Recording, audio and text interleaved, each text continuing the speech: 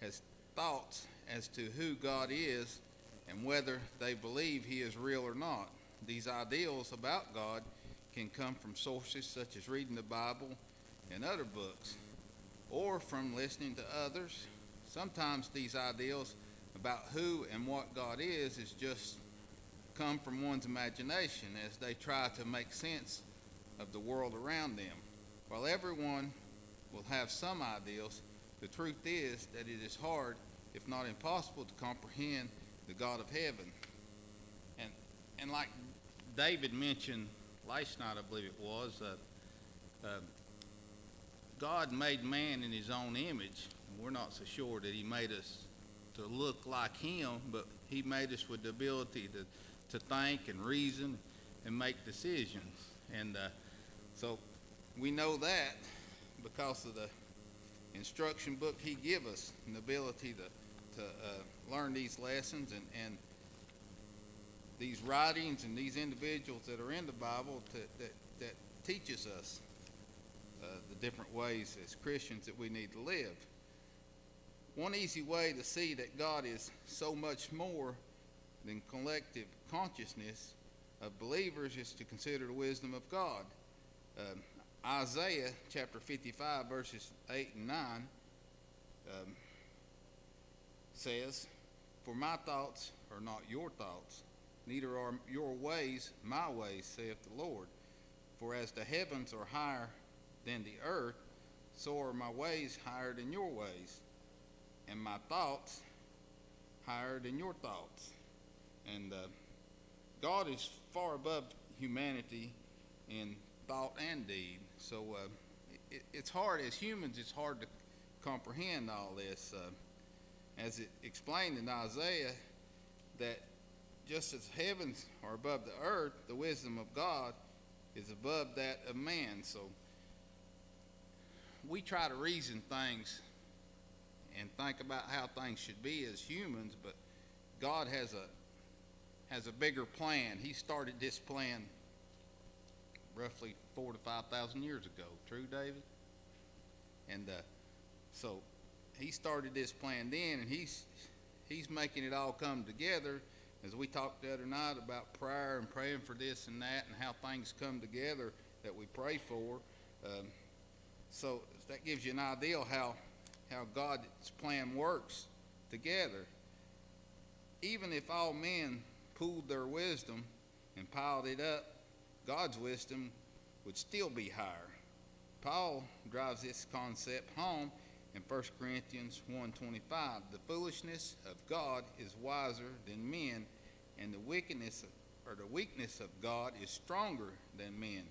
Ephesians 3:20 makes it clear that God's abilities are also beyond the comprehension of man, and that he is able to do exceeding abundantly above all that we ask or think. And in our lesson tonight, we'll be talking about Naaman and him struggling with the ability to consider how he could be healed with the instruction that Elias gives him. And so we'll read that in a minute. But many times individuals place limitations on God simply because of their preconceived ideals of his nature or what he can do in their lives. Unfortunately, this causes them to miss out on some of the greatest blessings that God has to offer. This lesson today will focus on a man who had such a problem. Naaman believed that God could do great things such as heal leprosy, but he still placed limitations on God based on his own thoughts. Naaman had trouble accepting that God was big enough to work through anyone. He chose and that God was big enough to know what was best. In looking at these two problems, this lesson will also discuss what caused Naaman to have these misconceptions about God and how believers today can avoid similar blunders in their faith. So let's go to our lesson tonight. Is coming from 2 Kings chapter 5, verses 1 through 15. 2 Kings chapter 5, verses 1 through 15. We'll start here on verse 1. Now Naaman, the captain of the host of the king of Syria, was a great man with his master and honorable, because by him the Lord had given deliverance into Syria. He was also a mighty man in valor, but he was a leper. So we read that he was a warrior for sure, and he was a captain of the king's army of Syria, and was a great man with his master. So the king of Syria thought a lot of Naaman too, and had good respect for him. And verse 2 says, the Syrians had gone out by companies and had brought away captive out of the land of Israel a little maid, and she waited on Naaman's wife. And she said unto her mistress, would God my Lord were with the prophet that is in Samaria. So she's saying if Elijah or Elisha was with Naaman here, or if Naaman was with the prophet Elijah in Samaria, for he would recover him from this leprosy. So she knew of Elisha and his being a prophet of God and his ability to heal and do great things. So, and one went in and told his lord, which is the king of Syria, saying, thus and thus saith the maid that is of the land of Israel. And the king of Syria said, go to and go, and I will send a letter unto the king of Israel. And he departed and took with him. So he sent Naaman. He sent, it's telling us here that he sent with him 10 talents of silver, 6,000 pieces of gold, and 10 changes of raiment. So I've done a little studying about this, and the gold that he had with him, according to my little booklet here and the weights and measurements they had, the gold would have weighed 120 pounds that the king sent with Naaman to pay for this with. That was just the gold. And in today's dollars, at $2,329 an ounce, that gold would be worth $4.4 million. That gives you an idea of today's funds. So that tells you how much the king thought of Naaman. And also, he sent the silver with him, which, what did it say? 10 talents of silver, and that would have amounted to 750 pounds of silver. And at $29.55 today's price per ounce, that would have been $354,600. So he sent Naaman with roughly $4.7 million. So that shows you how much the king thought of Naaman. And he's sending it to pay for the prophet of God to heal Naaman.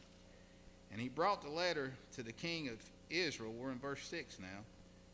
And saying, now with this letter is come unto thee, behold, I have therewith sent Naaman my servant to thee, that thou mayest recover him of leprosy. And it came to pass, when the king of Israel had read the letter, that he rent his clothes and said, am I God to kill and to make alive, that this man doth send unto me to recover a man from his leprosy? And at that time, there was no cure for leprosy. And for what I read today, they could cure leprosy with antibiotics, but at that time there was no cure for it. And it was an infection is what it was, and your skin would just rot away. And they say it was real painful too, which most infections are. And so Naaman would have been a sick man. I was reading also that the trip that Naaman took to go there would have been a journey of approximately 169 miles. And also, he would have had went over combined elevation of 16,000 feet. So this was quite a journey at that time, which they had chariots to travel in and stuff, but it still would have been a big undertaking for them to carry all this, the fortune of gold and silver that they had. and all these animals and what it took to make this journey. Plus, he would be going through some land of his enemies, people that he had fought with, and to make this journey. And the king says, wherefore consider, I pray ye, and see how he seeketh a quarrel against me. And verse 8 says, and it was so, when Elisha, the man of God, had heard that the king of Israel had rent his clothes, that he sent to the king, saying, wherefore hast thou rent thy clothes? Let him come now to me, and he shall know that there is a prophet in Israel. So Naaman, he came with his horses and with his chariots, and stood at the door of the house of Elisha. And Elisha sent a messenger unto him, saying, go and wash in Jordan 7 times, and thy flesh shall come again to thee, and thou shalt be clean. But Naaman was wroth, and went away, and said, behold, I thought that he will surely come out to me, and stand and call on the name of the Lord his God, and strike his hand over me, the place to recover the leprosy. So Naaman's saying, I've traveled all this way and went to all this trouble, and he's not even going to come out here and see me, or even talk to me, or introduce himself to me. And at least he thought that he would have to lay hands on him or something to heal him. But he has told him to go dip 7 times in the river Jordan. And it made no sense to him, because he had probably took baths in the river before while he's had leprosy, and had to clean this rotted flesh and stuff. So it didn't make sense to him to go dip 7 times into the river Jordan. And so Naaman was wroth, and he went away and said, behold, I thought he would surely come out to me, and stand and call my name. And I'm reading it again, but I'm going to go on to verse 12 in just a second. And God, and call the name of the Lord God, and strike his hand over the place, and recover the leper. Are not Abana and Pharpar, rivers of Damascus, better than all the waters of Israel?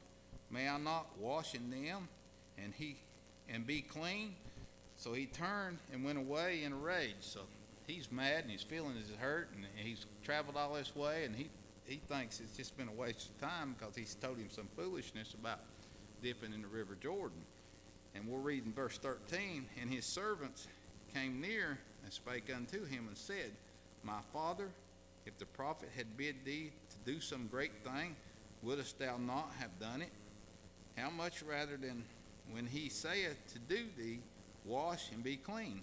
So his servants walk up to him. So this shows what kind of leader Naaman was, that his servants could approach him and talk to him, and collaborate about the advice that Elisha had given him, and said that, why not try it? He said, he said to do it, and said, what's it going to hurt?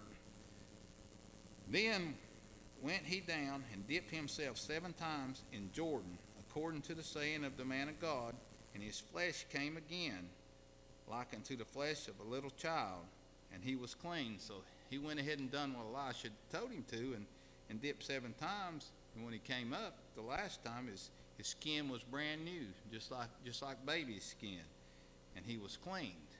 And verse 15 says, and he returned to the man of God and all his company, and came and stood before him, and said, behold, now I know that there is no God in all the earth but in Israel.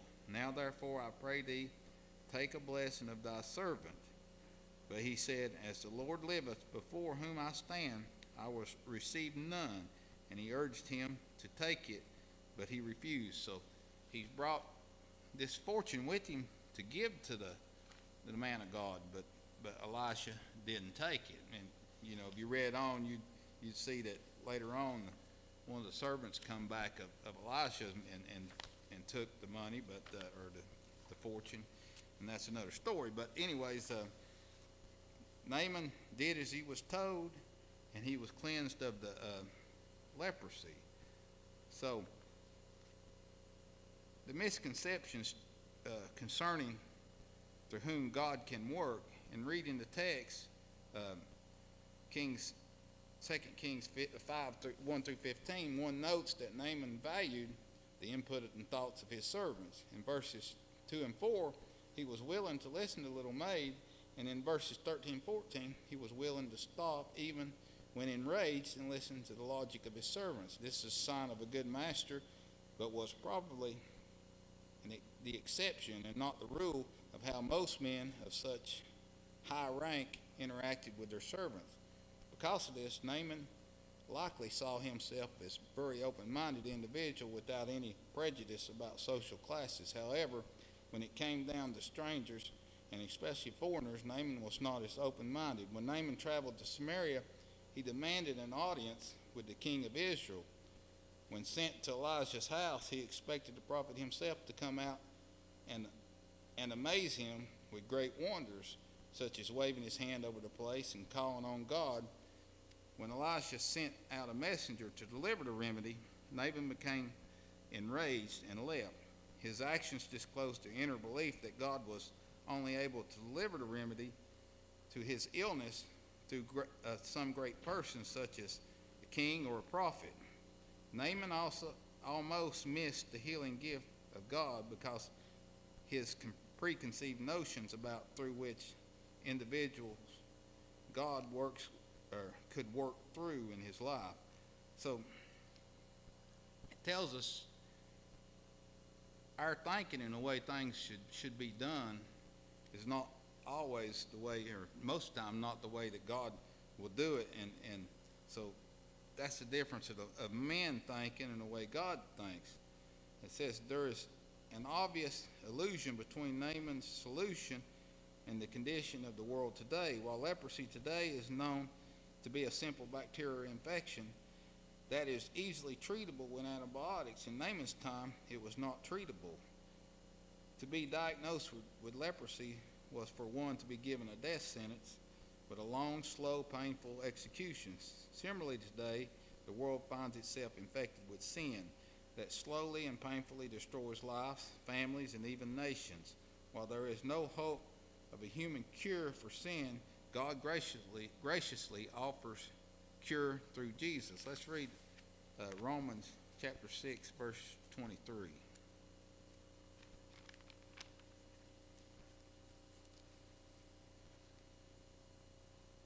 It says, "For the wages of sin is death, but the gift of God is eternal life through Jesus Christ our Lord." So that's where our salvation comes from. Many times individuals today fall into a similar trap as Naaman in seeking the cure for that God offers for their sins. What Naaman failed to realize was that it was not important who disclosed the cure to him. The cure had come from the servant, Elijah, the king, or anyone else if they were the messengers of God. No matter who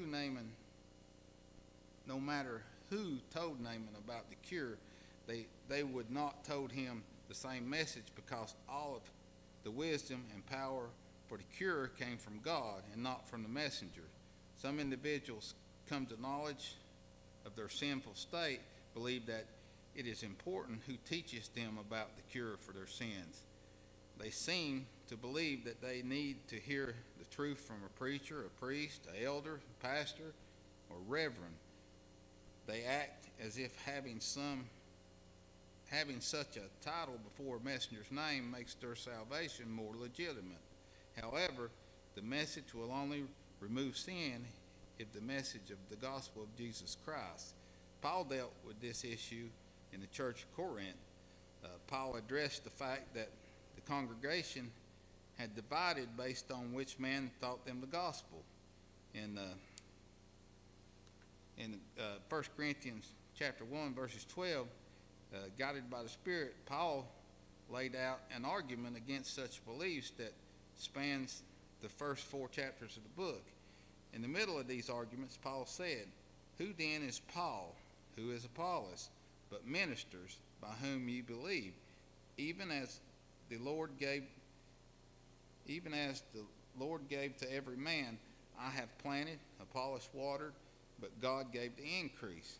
In 1 Corinthians 3, chapter 3, verses 5 and 6. Let's go there and read.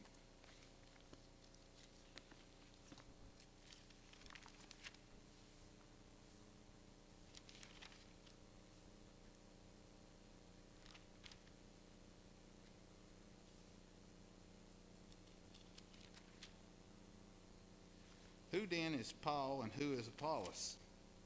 But ministers to whom ye believe, even as the Lord gave to every man. I have planted, Apollos watered, but God gave the increase. So then neither is he that planted anything, neither he that watered, but God that giveth the increase. So our salvation comes from God. There's many, we can read this book and come to the conclusions that we need to, and people can help us and teach us and talk to us. And if we have questions, if there's particular people we can talk to that to give us advice. But some people, it's hard to understand. They think that it has to come in a special, particular way. Sadly, the struggle with this misconception about who God can work through does not end when people are added to the church. There is a continuing struggle for believers to recognize that God can exhort and encourage them spiritually through anyone that he uses. Every Christian should be on guard against their preconceived notions of through whom God can work. James chapter 2 verse 4 warns that such prejudices make us a judge of evil thoughts. This makes it impossible to follow Jesus' direction to judge with righteous judgment. John 7:24, while also holding on to our prejudice, these prejudices are blinders to Christians which keep them from seeing all of the wonderful sayings that God can help them overcome, and to overcome sin and grow spiritually. Misconceptions concerning obedience to God. The second preconceived notion is that almost caused Naaman to miss out on the healing gift of God was his belief of what would be required of him. Naaman was not looking for a cheap or easy way to obtain healing. Rather, he had certain beliefs that he thought would be required and had closed his mind to other possibilities. Naaman was not seeking the easy way to healing. He had the backing of his king in this venture and would have decided that he was too sick to distinguish. He had decided he was too sick and too distinguished to travel all the way to the prophet. He could have just sent a letter along with the king's letter requesting that the prophet be sent to him, but Naaman did not do this. He made the journey himself. It may seem a small thing in Kings chapter 2 verse 5 and 6 saying that Naaman brought a letter to the king, but this was not a simple task. Like I said earlier, he traveled roughly 169 miles to make this trip, and he wasn't a healthy man doing it. So he put a lot into this, and he was thinking that prophet of God would do it in a different way. He had a preconceived notion that he would come out and touch him or heal him in a different way than what Naaman was thinking.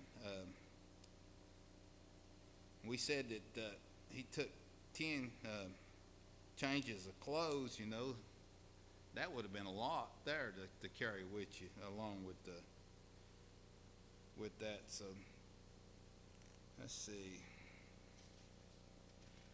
Considering all that Naaman was willing to do and to give for his healing, while little was asked of him, his reaction was quite startling. 2 Kings 5 verses 11 and 12 again shows that his rage and frustration when told how to obtain his healing,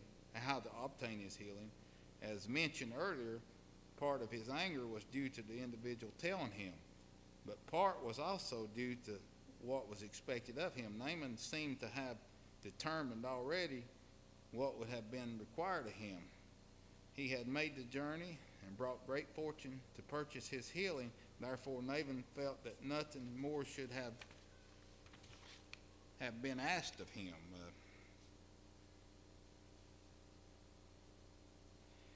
And also, it quoted, I don't know who Matthew Henry was, but it said it mentioned that, this is a quote of his, it says, those that have wealth and want health show which they reckon the more valued blessing. Naaman had no problem paying great sums of money to obtain his healing. So it didn't. Most of the time, it don't matter how much money you got, you can't buy health. And it made me think. I knew an older guy. He's dead now, but he was a friend of mine. When he was in his mid-60s, he had a stroke. And it paralyzed him on his right side. And I was talking to him, and this guy was very wealthy and a good businessman. He said, said I'd give every penny I had if I could have my health back and start over. But life don't work that way. So Naaman had money he was willing to spend, but it wasn't required of him to spend money. And he couldn't understand why the prophet of God did it this way. So Naaman's true problem, both of the problems with prejudice and Naaman were driven by one fatal flaw in his heart. Naaman had a problem with pride. He thought that he was too good to be met by a mere servant of God and was too smart to be convinced by the truth of God. Underneath everything, it was his pride that almost cost him his healing. It was also when Naaman humbled himself, he recognized that God was big enough to work through anyone or in any way he chose, that Naaman could be healed. Pride still causes individuals to miss out on the grace of God for the same reason. Pride is a dangerous thing that will keep many from receiving the blessings that God desires for them. Even knowing the cost of holding to pride, it is one of the hardest things for an individual to turn loose of pride. Holding to pride, though, will bring one to shame. Let me read from Proverbs chapter 11, verse 2.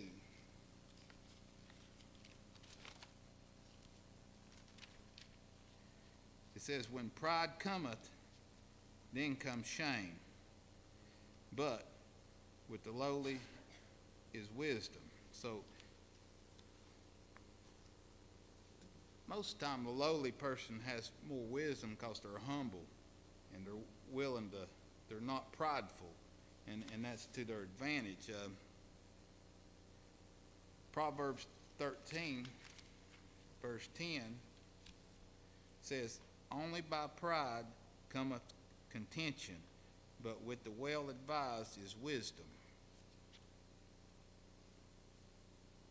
Proverbs 14, verse 3 says, "In the mouth of the foolish is a rod of pride, but the lips of the wise shall preserve them." So it's saying that the foolish may talk more and cause problems, but the wise will preserve their words and be wiser by doing that. Proverbs 16, verse 18 says, "Pride goeth before destruction, and a haughty spirit before a fall." So you ever think about that? Somebody with a lot of pride, that pride comes before destruction, and a haughty spirit before a fall. So a prideful person eventually will be brought down from their pride for one reason or another.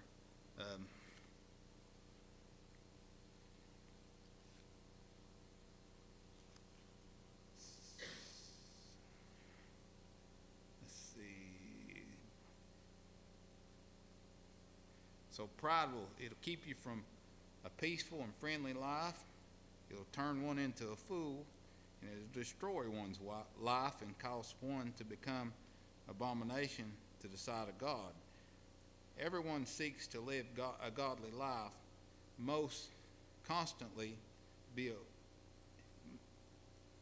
everyone seeks to live a godly life, must constantly be aware of the dangers presented by pride.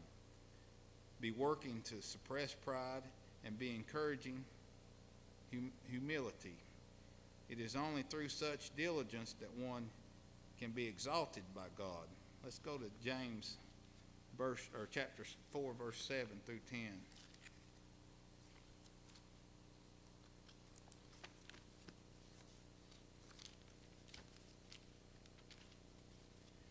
It says, "Submit yourselves, therefore, to God. Resist the devil, and he will flee from you. Draw nigh to God, and he will draw nigh to you. Cleanse your hands, ye sinners, and purify your hearts, ye double-minded. Be afflicted, and mourn, and weep. Let your laughter be turned to mourning, and your joy to heaviness. Humble yourselves in the sight of the Lord, and he shall lift you up." So that's my lesson for tonight. I don't know if anybody got anything to add, or so we'll be dismissed. We're going to go over to the fellowship hall. They're going to have some hot dogs ready for us in a few minutes, so we'll end here.